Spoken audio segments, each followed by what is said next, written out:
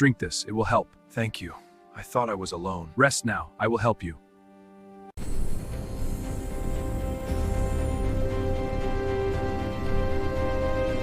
Welcome to the Good Samaritan, redefining neighbor in a divided world. This video offers a visual and spiritual breakdown of Luke chapter 10, verses 25 to 37, exploring the profound lesson on active mercy and the true cost of compassion.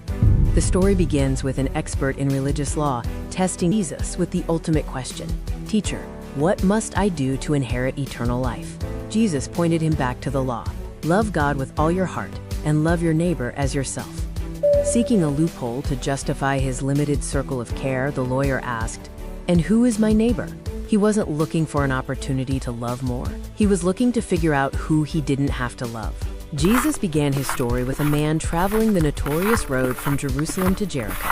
This steep, isolated descent was infamous in the ancient world as a haven for bandits.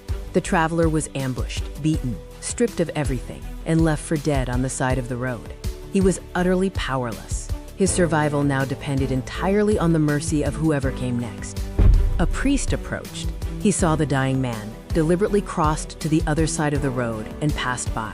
This demonstrates that religion without compassion is a dead end. Jesus warned that in times of testing, the love of most will grow cold. The religious elites demonstrated how empathy fades when self-preservation takes over.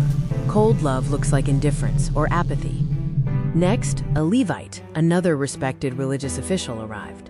He looked directly at the broken man and also passed by on the other side. Knowing what is right is meaningless if it fails to move you to action. It is easy to hold the correct theological position while entirely missing the heart of God. The religious leaders possessed truth, but their inner conviction had been silenced by tradition and fear. The next traveler was a Samaritan. To Jesus' audience, Samaritans were despised outsiders and historic enemies.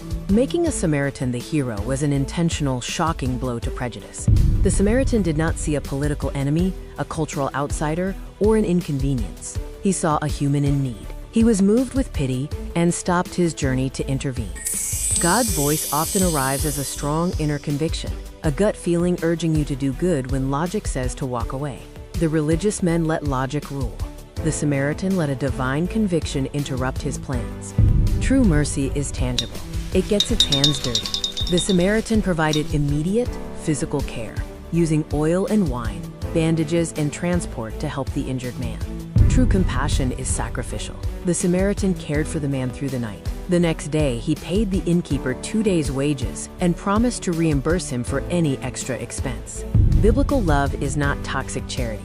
True mercy accurately identifies those who are utterly powerless to save themselves, like this victim who was stripped and half dead.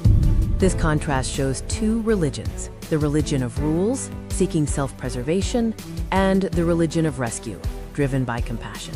One walks away at zero cost. The other intervenes at the cost of time, money, and safety. The priest and Levite obeyed the cultural expectation to remain, quote, clean. The Samaritan shattered cultural rules to do what was righteous. Blind obedience to tradition is more dangerous than breaking rules to save a life. The trap is sprung. Jesus asks the lawyer, "Which of these three do you think was a neighbor to the man who fell into the hands of robbers?"